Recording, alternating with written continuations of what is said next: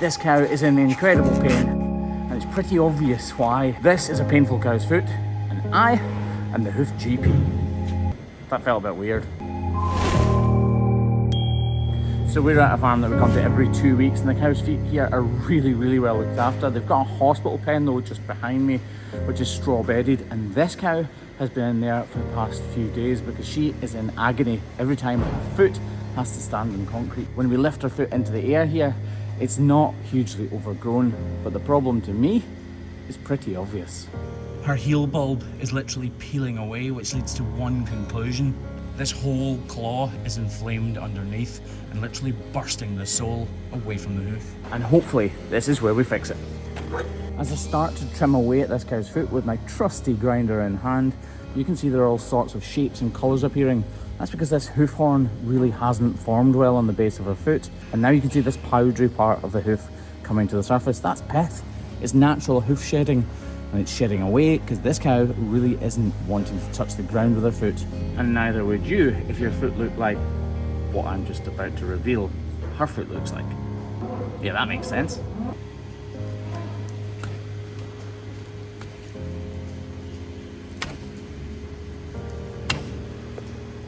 This hoof horn is hard, and that's why it's been shedding away. It's hard because it's dry moisture that these cows' feet pick up in the environments that they're in, keep them soft and supple and make my life a little bit easier, but actually we want them to be hard, and then they can cope with the environment even better.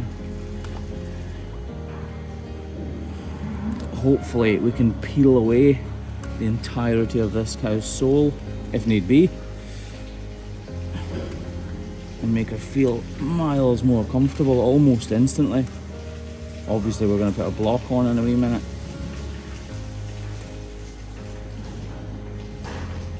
You can actually see the formation of pus right in here. That's where a war is being waged between the cow's immune system and the infection inside this hoof horn.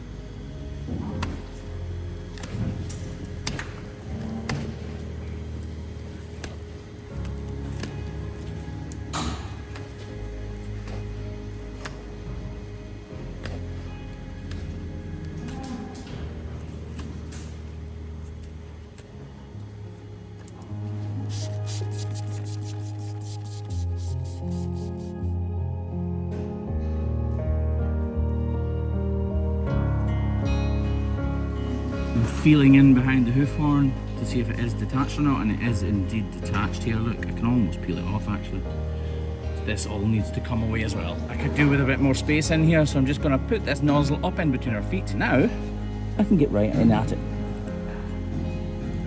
Oh, I need to be careful here. If I draw some of the claret, I wouldn't be surprised in the slightest. I don't want to, but it's more important to get right in here and remove all of this hoof horn that is causing the problem. If we left it as it is, she would be slightly more comfortable, but she wouldn't heal properly because all of this hoof horn would just trap muck and debris in behind it.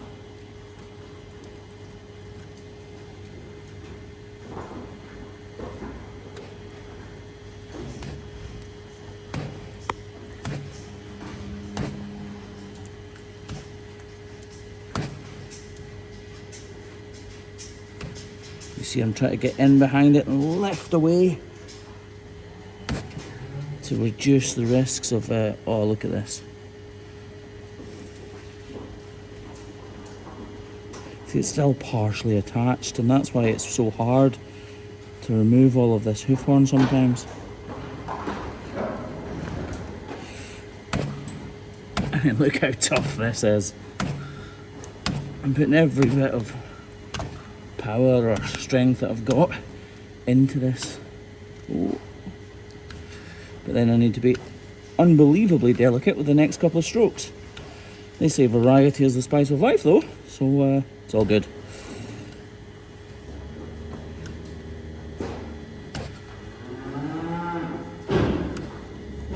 This could come to an end at any point, or it could actually travel all the way down to the toe of this cow's foot. You just don't know at this stage, and that's genuine. It's not just me dramatising it. I could take this next swipe and it could just disappear, or I could take another 50 swipes and it might not disappear. Oh, right, so this is definitely, oh look, if I press that, look actually, you can see it bubbling out. No wonder she's so sore. So I'm grabbing my grinder here and reducing the amount of excess material on this outside or the affected claw so that I don't have as much knife work to do once I'm finished with the grinder. But obviously also, while I've got the grinder in my hand, I'm preparing this inside or medial claw ready for a block. And now that that's done, we can remove the rest of this hoof horn. Right, I said I didn't know if it was going to be one more slide. Oh, look.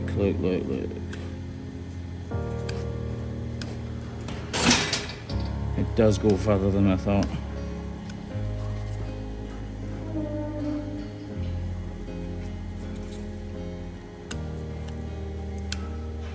Oh, I wasn't expecting this, to be honest, folks. I thought it might disappear.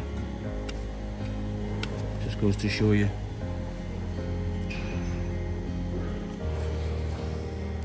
No wonder she's so sore. I'll be honest, part of me did think earlier that this little lesion up here couldn't really be causing that amount of pain. So although I wasn't sure and didn't really think this was going to happen, isn't it a complete surprise? Come on, lass. You're alright.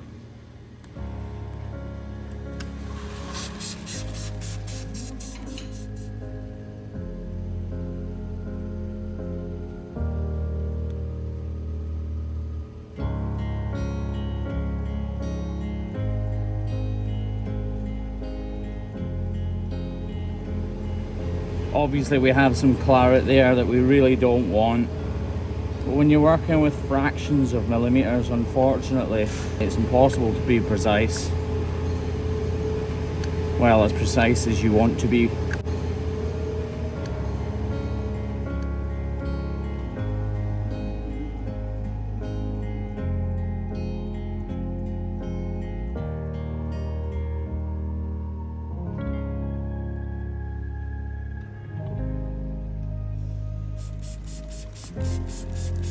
No wonder she was so sore. Right, we'll just chuck a block on like that, and we are done. Look how good that is. If we take a real close-in look, obviously there's some redness there, but I am more than happy with this trim. This little ulcer will clear up no problem whatsoever, but this white line problem might take more than 1 or 2 visits. This problem doesn't have dermatitis, so we're just putting iodine on here to dehydrate the outer layers of hoof tissue and protect that problem during the healing process. It's actually really good, that, isn't it? Nice.